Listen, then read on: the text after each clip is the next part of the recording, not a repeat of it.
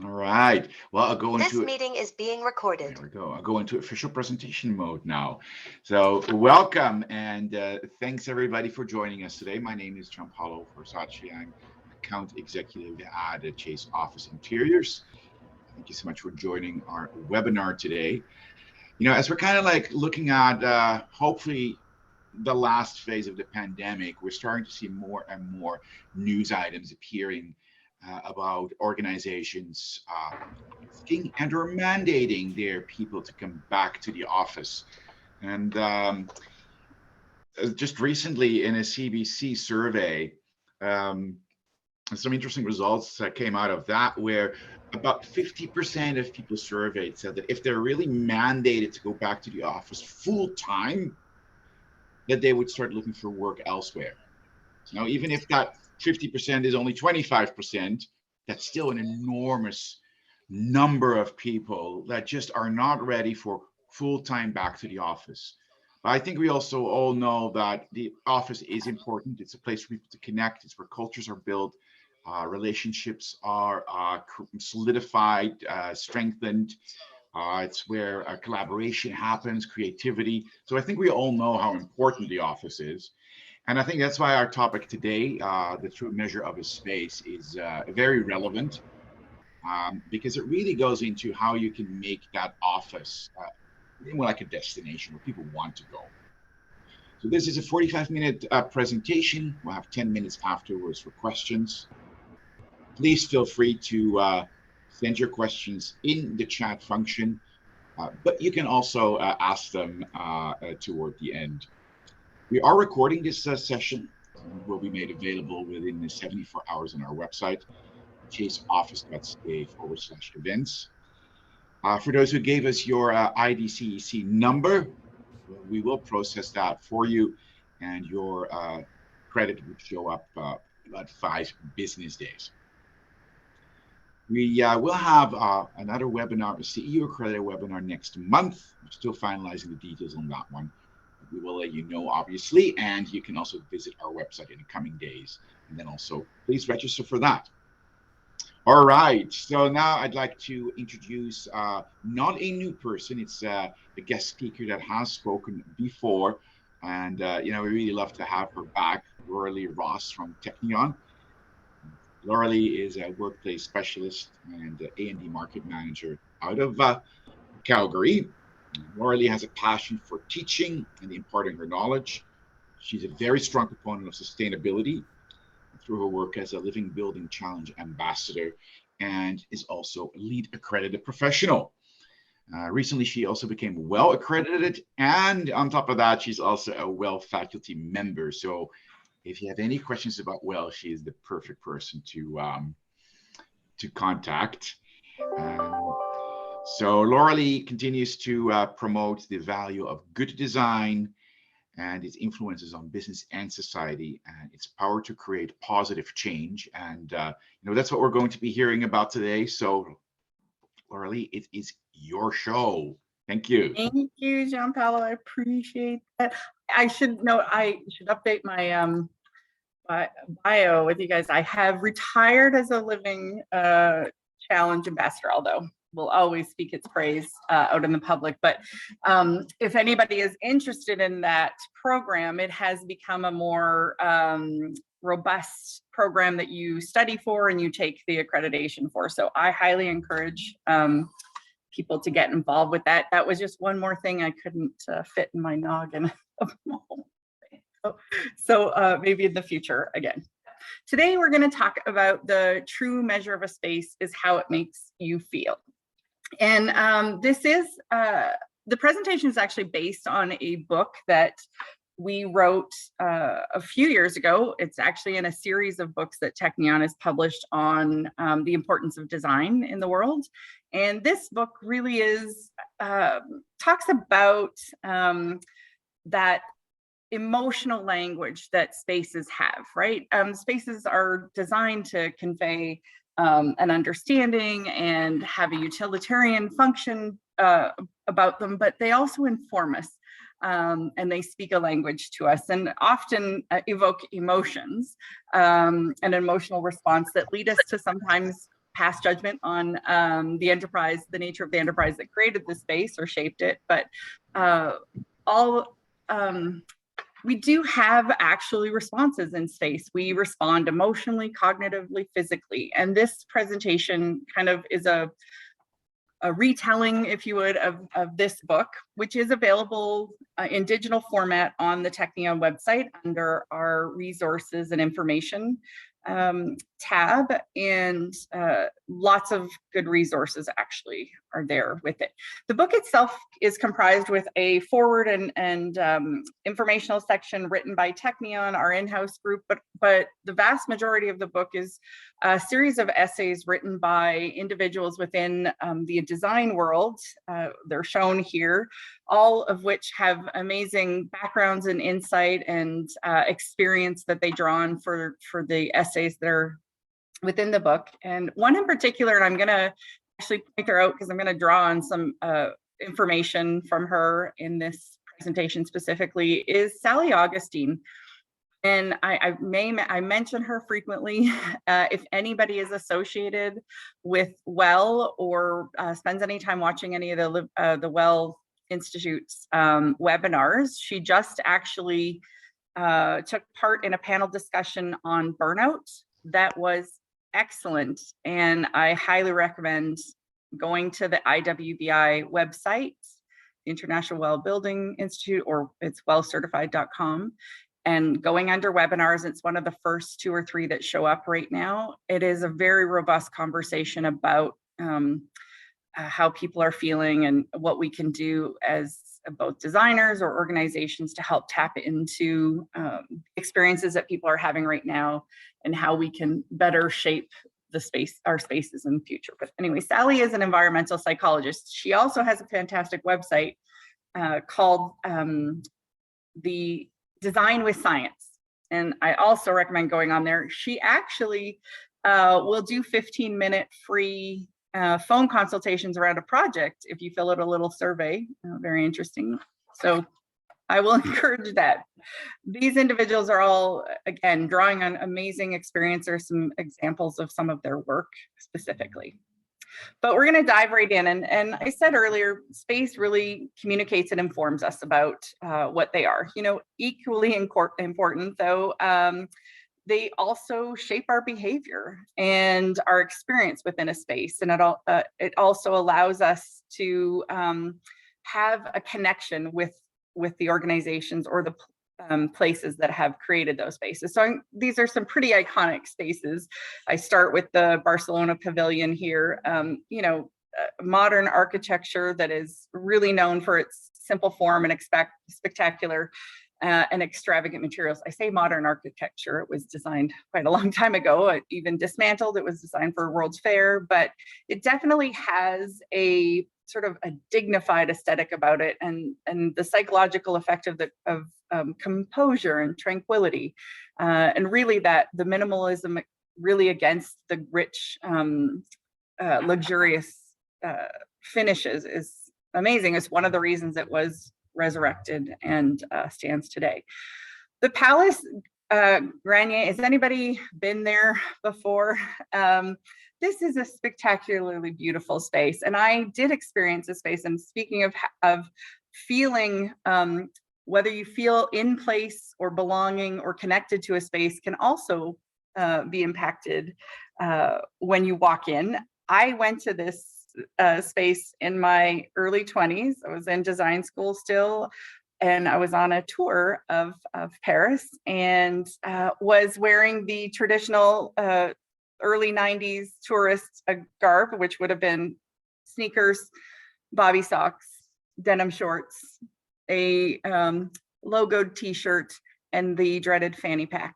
And I walked into this place, and I have never tried to make myself feel more small in a space than in here. I just felt so out of place, because what this space represents is a place to be on display, to be part of the grand kind of theater and theatrics that occur, not just in the theater portion of the space, but also within the space, and why all these interconnected staircases that give you great view of people. This was, at the time, would have been their form of social media, and seeing what was possible and being on display, and patrons were really made to feel part of the performance. It evoked that feeling. And then we look at Grand Central Terminal in New York, and this is a grand space, very lofty, lots of volume, but if you've been in it, you don't feel insignificant or small within that space, because there's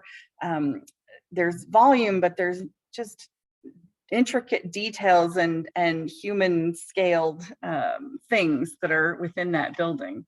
So we feel wonderment and just kind of the heyday of travel and what that experience was. And although this is not a piece of iconic architecture, it certainly gives a sense of urgency. We are very much understanding that what happens here is complex, and there's importance in what goes on here. So we know that spaces give us feelings. We're gonna go through this presentation that I like to say part information and part inspiration. So we are going to talk about ingredients of design, which I'll explain in a minute, but also we're going to look at examples of where we can see some of these see projects that have been done that help evoke these types of emotions and some of the ingredients put to work within these spaces. So when I talk about ingredients for design, this is, many of you on the call will for sure, know the importance of all of these ingredients and the strategies and how they can be leveraged to create beautiful functional spaces. And we learned that back in design school. Others on the call may be, have learned that through years of experience within the industry.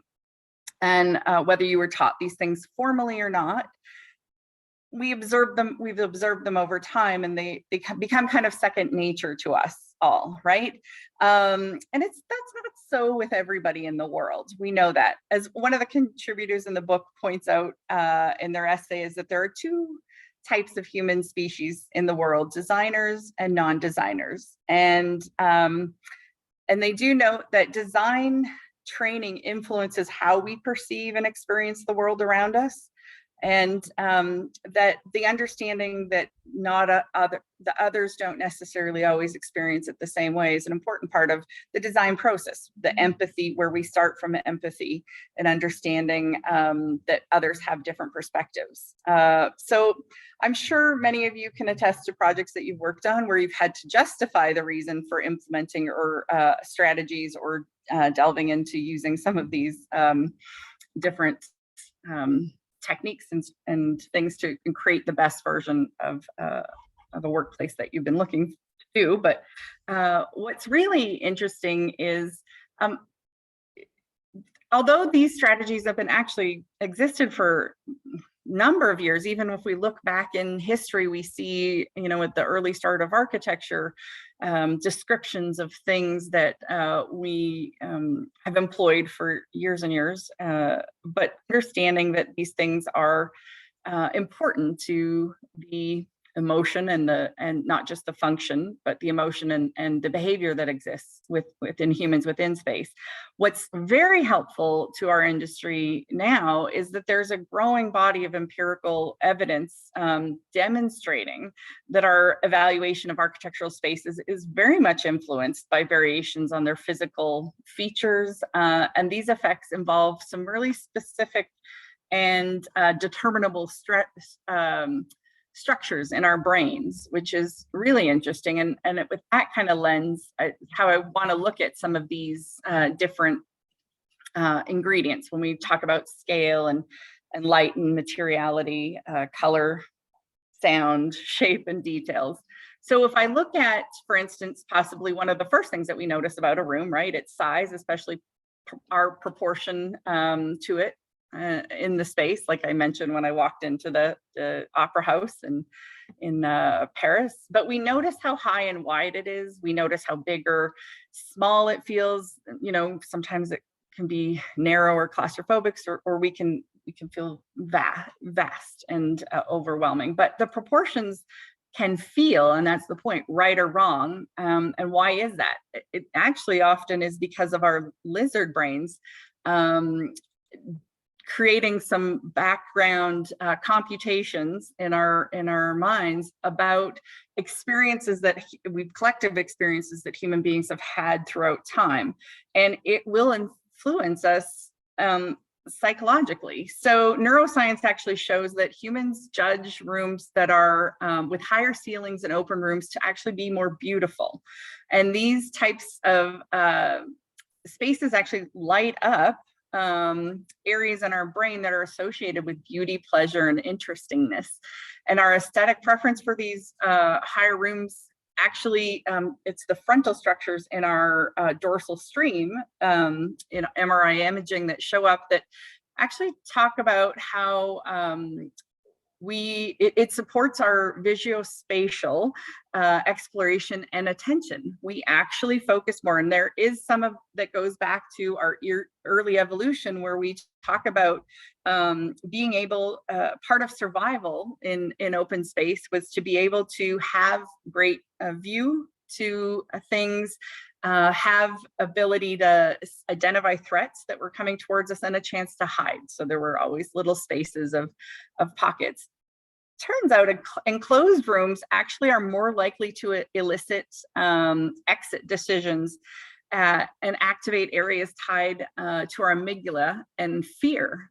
And again, not that this is something that people are tended to be aware of, but our internal systems turn on in these regards, and that's because not being able to see through the brain or the evolutionary range of our vision has a bearing on our survival and our stress levels and restrictions. And so there can be some negative internal impacts on us as we're looking into spaces that are or that we're in when we're in spaces that are a smaller scale.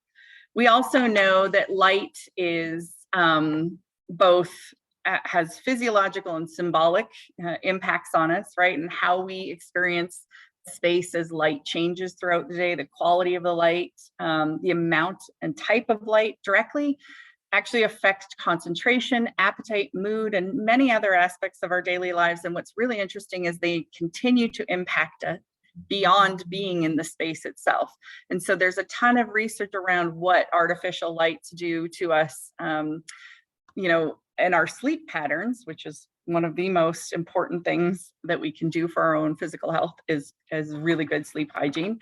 Light has a huge impact on that. And it also has positive effects on natural light and not light quality have positive effects on our moods and our body functions, because our circadian rhythm is what directs us, our bodies, to do the right things at the right time. And that is all triggered by our absorption of light into our bodies. We also know that visual connection to nature has shown positive impacts on attention, restoration, stress reduction, overall health and well-being. And, you know, talking about having access to, giving people access to natural light throughout the day and supplementing when necessary is important. But it's also important to note that that visual connection to nature actually impacts our perception of thermal comfort, which we all know thermal comfort being one of those things that is top of mind in people's evaluation of space and whether they're comfortable in it. But it can actually have an effect whether or not the temperature is different, as people can perceive the temperature to be different when they have access. When we talk about materiality, there's definitely a critical role that it plays in the aesthetic and our feeling of depth within product, or the color. We can create some softness and hardness, but it also actually impacts our moods. We can actually be encouraged to be more or less empathetic to people depending on the level of tactility and surfaces that are used. We can also be more generous or trusting, and it can impact negotiations. There's a couple of studies around that are quite interesting. When we delve into color, and it's so much as research has been done, and I'm sure many of you have paid involved in a lot of different conversations or attended CEUs on color and how it influences perceptions that are not obvious, and especially when it comes around to the taste of food. If anybody does hospitality or restaurant design, and our perception of things changes with the color palettes that we are in, and it gives feeling that definitely that feeling aspect that people talk about when they're within a space. Sound, again, with thermal comfort, when we look at sound, we're talking about things that impact people in a physiological way. I don't know if any of you know this, that your heart will actually beat in time to nearby sounds. It is a process called entrainment. It is something that we're not typically aware of. Your heart starts to do that. But what we are aware of is humans base their mood. We judge our own moods on the beat of our heart. So the slower our heart is beating, the calmer we are, and so on. The more it beats, the more stress we perceive is around us. So it's, again, these things are impacting us in a much more than just passing way. It can be quite in depth. And our brains, so this is an interesting of research that has been done. When I said that designers and non-designers in the world perceive things very differently, the human brain is actually really, it likes moderate visual complexity. So think kind of Frank Lloyd Wright type interiors and that levels, not too much. But designers will show a much higher preference for low visual complexity spaces, and sometimes have that little bit of a disconnect as to why others don't as well. And so there's some understanding of our own intrinsic bias is really important as we design spaces to help people help people feel comfortable in them. And we also employing biophilic or biomorphic shapes and biophilic design when we're looking at patterning and shapes within a space can be extremely useful. And that detail level, which is interesting, and I sort of mentioned earlier that we have different levels of enjoyment or happiness when we experience different amounts of complexity within a space. But when we talk about details, especially as we look in workplace design, how we help an organization build their identity and deeper symbolism within a space is very much in the details. And that's an interesting part about building a space that people want to return to. And that I think somebody just used the phrase this morning in a call I was on, is the magnetism of a space, and is what we need to be designing are highly magnetic spaces. And because we are pack animals, and we are history and evolution has always taught us that we are better together. We are social animals. We are not meant for isolation. As a matter of fact, isolation has been used as punishment throughout history. So think about prisons and solitary confinement, or stories of banishment from tribes when people are not part of, or they're deemed to have done something socially unacceptable, or we banish people. We banish people from our lives. We use that, and that is a form of punishment that we use. And so there is this very interesting kind of dichotomy of what Gianpaolo mentioned earlier, which is that we hear people saying, if I have to go back, if you mandate me to go back to the office, I'm gonna quit. And it is, and there's a lot of psychology and a lot of people talking about that conversation right now, is if they are going back to something that did not evoke the type of feeling that put them in a good mood, that made them feel respected, that they could find calmness in, that they could connect with others, absolutely. Why would you want to go back to that? But also the word mandate is in, the clue is in the phrase there a little bit, is that the autonomy that has been given, or people are used to now, is being pulled back. And even in the form of saying in a hybrid version, you're going to come in 3 days a week and 2 days off. There's still a telling of what needs to be done, not a choice.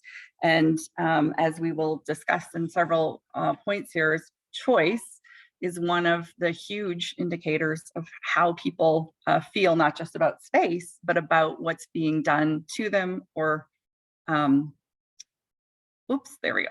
Okay, so I mentioned earlier that human place-based thoughts and behaviors have been systematically investigated by scientists and continue to do so. As a matter of fact, not just this, but also it's kind of a new study called Spatial Intelligence.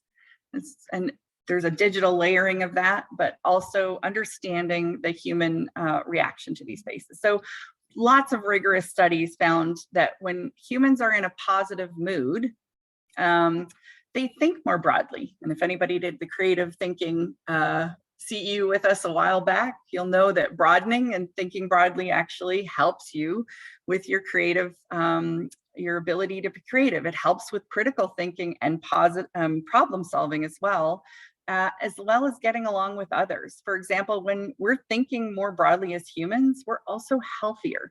And our immune systems are better as a result. They function more effectively. So there are, again, there are reasons to ensure that we are creating happy environments for people to be in. And for anybody who does hospital design or critical or control centers or emergency response, there are times when we don't want the happy mood to be there completely. So, you know, the blinking lights and all that stuff, that actually does help people with running emergency protocols and actually doing very quick response computations in their brains, just so you know. So when we think about our senses and how we feel about things, I wonder how what you perceive are things that would maybe make people feel better. So I have a list of items on here. I couldn't fit this into a Mentimeter, unfortunately, because of the sheer quantity of slides and the way they operate in this presentation. But I'm wondering which of these, and please, anybody jump out and yell which they think might be something that promotes creative thinking. Anybody have an idea? We've got, by the way, we've got an orange flower, a very a nice saturated and not too bright color of green. We've got a lemon, cinnamon, and natural light. Anybody? We also, it's probably not what you think it is. It's actually cinnamon.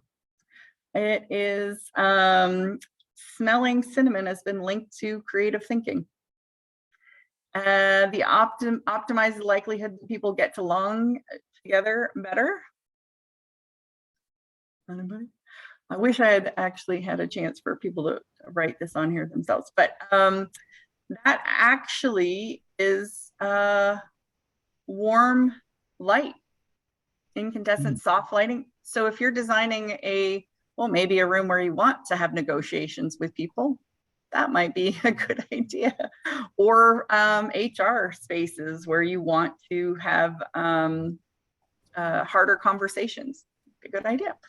Anxiety buster is actually, was somebody going to say something? Well, I'll say something. I'd say flower. What were you going to say? You say flower. The anxiety buster is flower. It is actually the aroma of orange is an anxiety buster. The next one promotes good mood is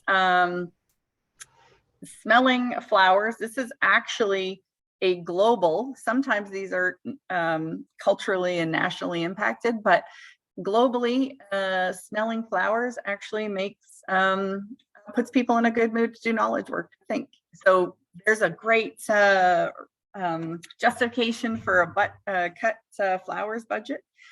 And energizing people is the green, the looking at colors that are saturated but not very bright, like Kelly green is helpful for humans to feel more energized. I'm just going to pop this open and show, but sorry, I made a mistake, and the lemon was the knowledge. Oh, it puts you in a good mood is the flower, but doing knowledge work is lemon. I missed that one.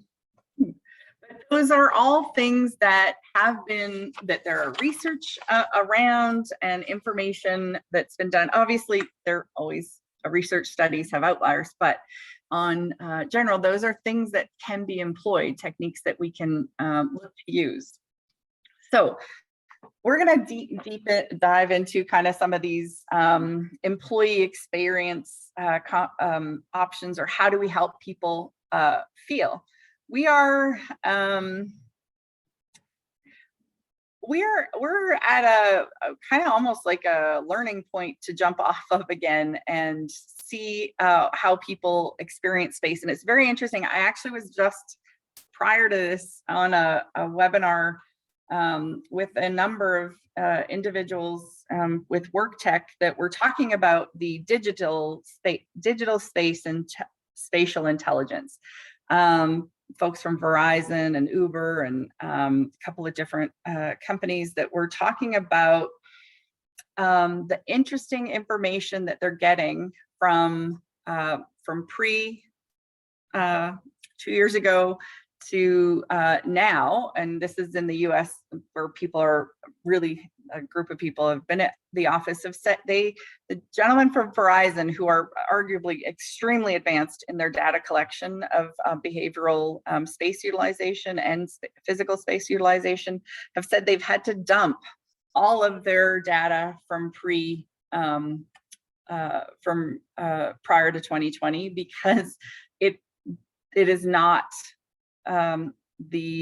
what they predictively thought predictive analytics would have told them based on that information is not what's going on now. And so they said they're 18 months away. So for anybody who's having to decide, oh, how are we doing things based on some predictive modeling, it is not possible. They're talking about needing actual quantifiable data over the next 18 months to get that. But we do know that feelings are something that we can work with and try and tap into, and how we help people within space. So one of the things about the publication that we did, and many of you may have seen these images before, is that we actually had an amazing photographer do a bunch of imaging for things. But that feeling of welcome that we want people to have when they come into a space is that first impression of being in a space. Sorry, my animation isn't working, so I got to remember to do that at the same time. But creating spaces where people feel connected, not just to each other, but to the corporate culture, in spaces that are accessible and not feeling like that gatekeeper environment. Also kind of set the tone for how they will move through the rest of the space is an important part. And some examples of that, and I will, is one, this Johnson Downey in Houston, Texas, was a very interesting project. It is very hospitality. It is very much a space that has and again, those are not working at all. That's a problem. Did we not, we looked at these yesterday. Sorry, I do apologize. Oh, no, it did. It works itself. It just went faster than I thought. I clicked faster. So there we go. This is a recruiting company for lawyers. And what they needed to do was create a welcome and calming space that they could actually entertain in, because in Houston, it's very much like some cities, Calgary being one of them, where if you go out to lunch with somebody, somebody knows, somebody's seen it. And when you're recruiting people for work, if you're seen out with recruiters, they know you're looking for another job. So this was about creating a welcome space for people to come in and feel comfortable. McCann World Group, one of the arguably largest and oldest marketing firms, had that stodgy persona, and they wanted to create a more welcoming environment for people for all of their employees across all age groups, not just that old traditional style. And they created spaces that were very comforting and really open to one another. But then conversely, we have somebody like Warby Parker, who is, you know, at the time, arguably a startup. They were only 6 years old when this space was built. And they wanted to still create a space where it gave some kind of credence to the fact that they were more established, that they were grown up, that they had a staying power. And what do we know about this? Is a double, and it actually shows up many places, double height space with open staircase. What do we know about tall, high ceilings? Actually, as a matter of fact, people pay more for tall, high ceilings in real estate, even though they cost more to begin with and cost more to maintain. Any space with a higher ceiling actually goes for a higher price. So which of these do you think feels more welcoming to people to sit on? And this is from an art collection that was done called Uncomfortable, with an Athens-based artist, Caterina Camprani, but neither. And so sometimes understanding that what people need to feel welcome is important. That feeling of empowerment, and I referenced it earlier, is that when we consider the research on positive moods, both individually and as teams, they are in better moods and get better results on cognitive testing when they are able to make choices about the spaces that they're in. And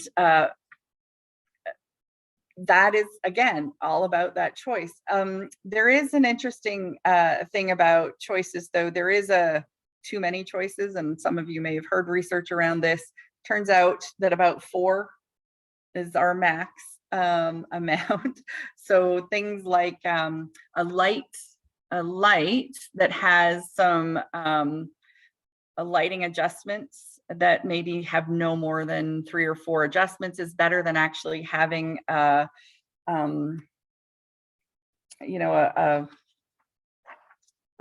dimmer that has infinite possibilities. We actually feel a little bit more happy with that.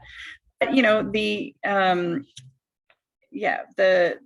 having spaces that people can make choices of, and these are I would have shown a little bit more flexibility in some of these choices, but this was the wonderful animation that we got with this presentation. But we know that employing screens and things that people can have to show some different space division is important. BlueMac in China was arguably one of the most sustainable buildings when it was created, and it has lots of pockets of spaces and choice for people.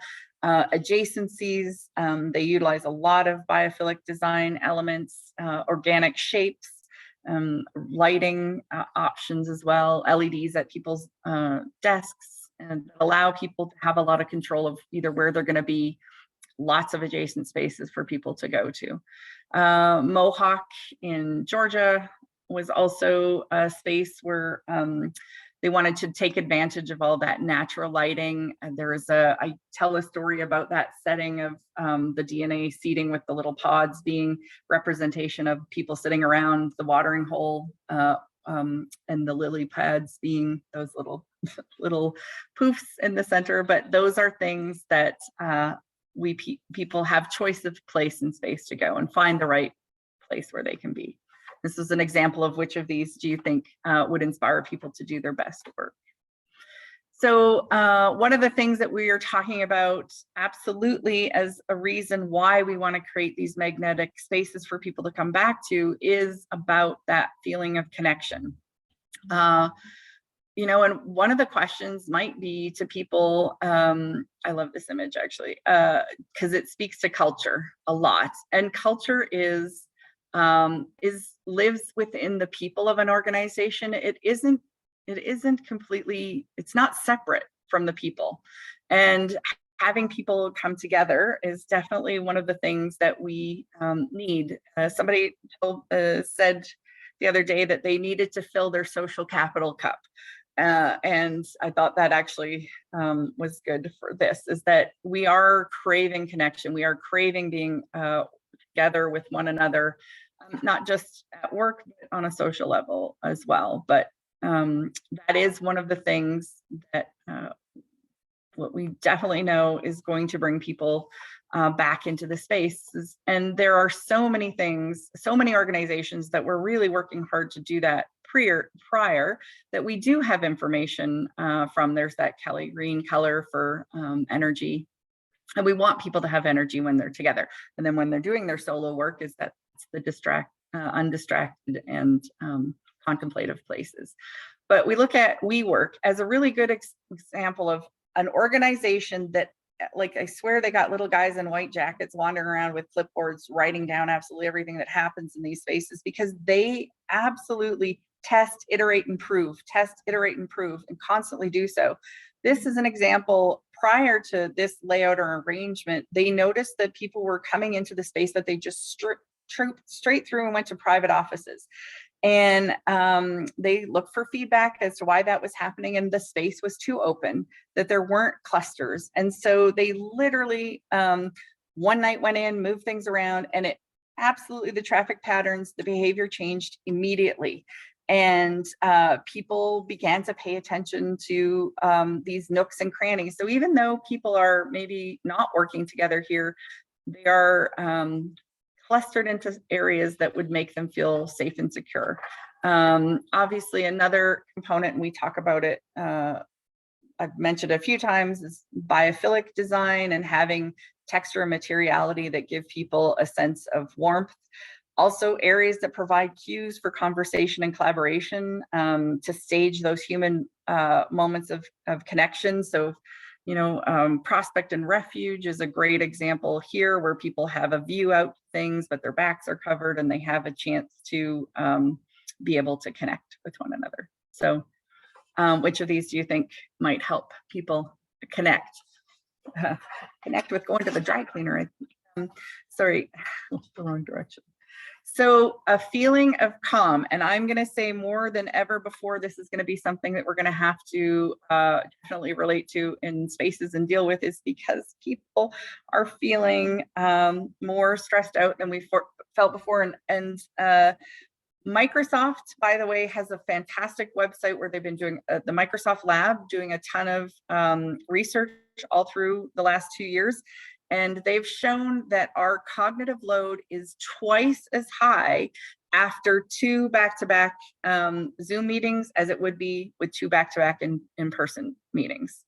Incredible. So finding areas to have calm.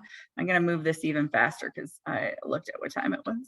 So wonderful space that has areas for people to feel respite. Sage green, which or like those colors that allow us to feel more calm, would be more muted, but still with bright undertones. This is Facebook in New York, where they actually wanted to create a technology-free zone. So technology company creating technology-free zones, but also very much spaces that had calm feelings and places for people to be on their own. Kickstarter in Brooklyn probably pushed biophilic design further than most, and actually won several awards for that space. Not sure which one of these might help people feel calm and comfortable. Neither.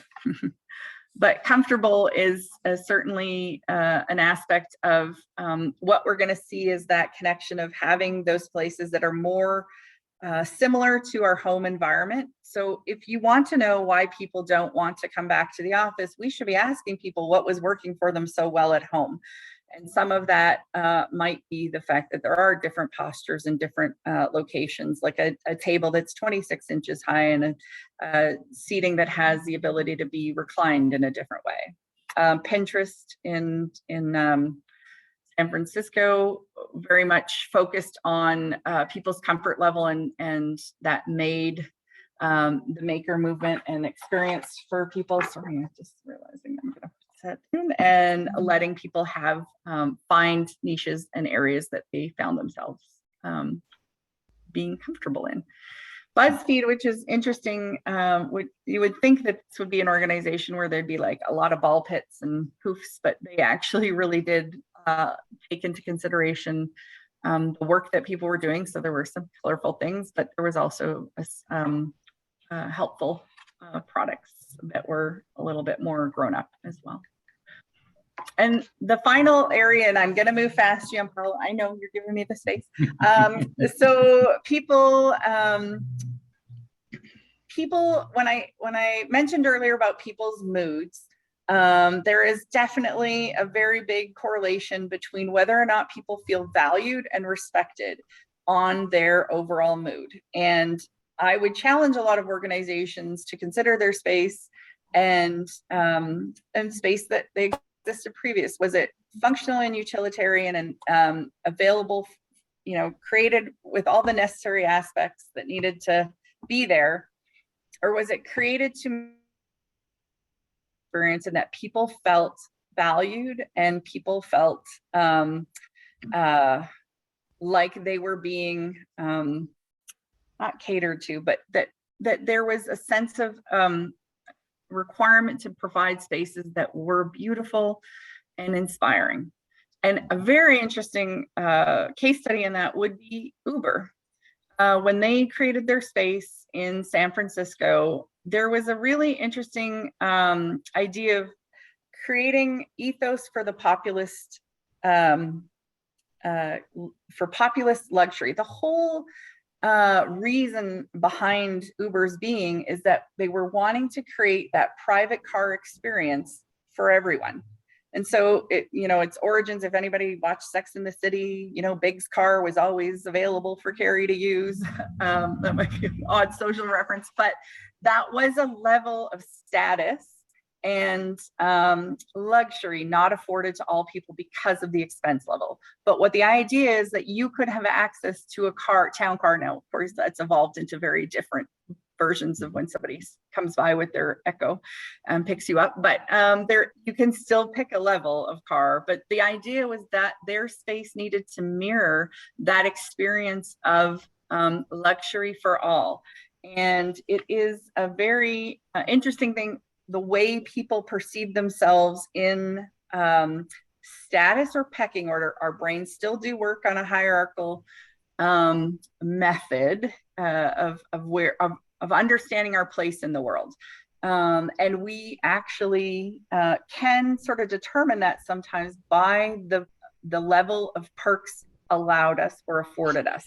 And that is a really interesting study. And one of the really another great example of that would be Terminal 2 at San Francisco Airport. And it's been in place for a while now, and they've had a lot of really interesting results of people behaving differently through travel, the travel experience, because of how that space was designed. It was very, a lot of art, a lot of healthy food, a lot of higher end finishes and aesthetics. One of the really interesting things is the bathrooms have not been vandalized at all, because they have, again, people have an understanding of how they should behave in a space that actually is of an elevated aesthetic and considers them in the equation. And so, they wanted something very visionary and human-centric, and that's what they created.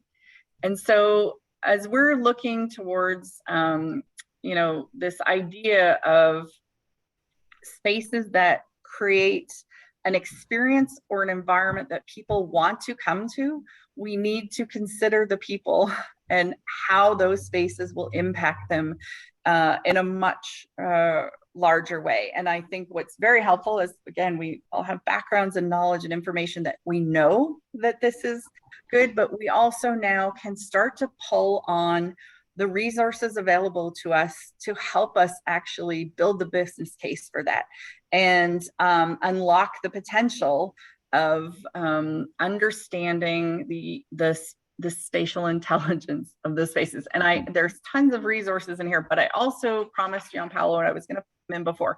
There are some resources that I think are really fantastic that you can draw on to find some of this information. I think Design with Science, again, I mentioned Sally Augustine's information. Follow her on LinkedIn. She is constantly providing a lot of information.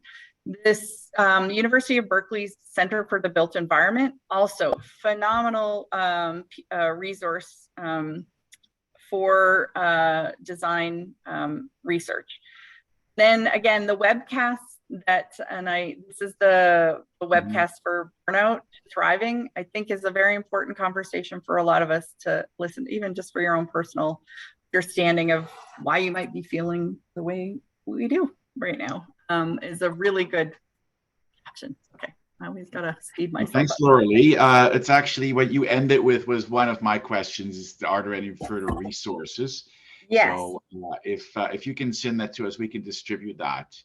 I also, in that conversation that we had yesterday, Gianpaolo, about resources, I also grabbed a couple of things that are reports. And there's the Leesman came out with a report just at the beginning of this year. It's called Why Workplace Guide. And I don't know if I can actually drop a PDF in the chat. I will send this to Gianpaolo as soon as we're and I don't think I can drop it in there, can I? Well, if you can include that one as well, that would be great. That was actually, so whatever the last thing is that I copied, which was the CE Berkeley thing, is what went in there. That's a connection to their website. Excellent. Sorry. Thank you. Okay. Appreciate it.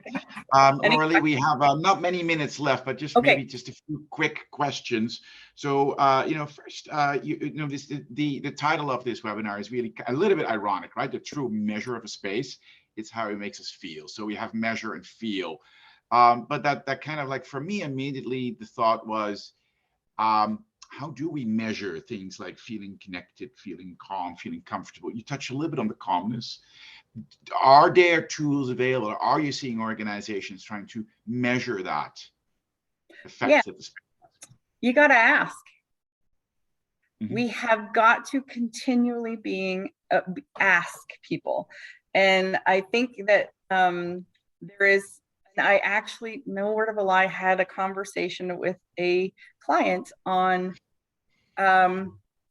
Tuesday about this very thing, where I'm saying there are great resources of surveys that you can do, prior to doing something, or again, if people are fighting against why they want to come back to the office, maybe ask them what was working so well for them at home, what wasn't working before. Mm-hmm. We need to actually ask that information, and we need to get comfortable with the answer, because the response I got from this client, and I'm sure some of you have said it before, if we ask them, we're going to have to give it to them. And mm-hmm. I was like, yes, you're not going to ask them what type of desk they want, because that's going to be a specific thing. You have to ask them about their feelings. We got to get real comfortable about people's feelings and emotions and needs now. And it is a bit different, and it is human centric, and it is somebody said the other day, the war on talent has been won and talent won. And what that means is we really do need to look at what those people require to do the best job, to be the best version of themselves, to be able to come together with the people and create innovation and move forward. That's what organizations are for. We need to continually have a growth mindset and be moving forward and pushing for different results. And we need to be in a good mood to do that. And that sort of thing. So there are a lot of surveys, but we have got to, and not just surveys. But sometimes it is one-on-one conversation. I definitely want to have that conversation, right? We want to have the conversation up front. Yeah, absolutely. And it has to be two-way. Yeah, you mentioned earlier that it's whatever we thought 2 years ago, we can just throw that kind of out of the window, right? It's not that relevant anymore. No, digital. digital information. I won't say Yeah. what we know about design and all that.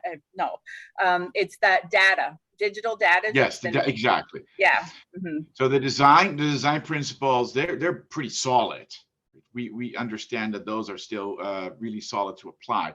But if we are lacking that data, are we really starting from scratch then? Is that what you're saying? Not entirely from scratch. I was actually repeating what the dude from Verizon had said about their information, is that the behavior patterns, so they could see that people were using space differently. And the behavior pattern of everybody was different. And he said also could be a snapshot at time. We can't just, again, data cannot be looked at in a singular bit of information, but that we are, the world is different. We are never the same as we were yesterday. And so we need to continually kind of look at where things are moving. We're always in beta. And I think that idea of iterating, of like testing and prototyping and looking at that information and looking at your own information, not just everybody else's information out there, because again, culture and people create their own space. Well, and I think what that is true is that we don't cherry pick information, right? We really have to be open to learning as much as possible. I've seen organizations that will just ask the questions they want to get the answers to. Yes, for sure. Yeah. That broadening, that idea of having a more broad perspective, and that we need to reach out to our counterparts in other disciplines to actually create that more cohesive picture of things. So not doing things in the vacuum.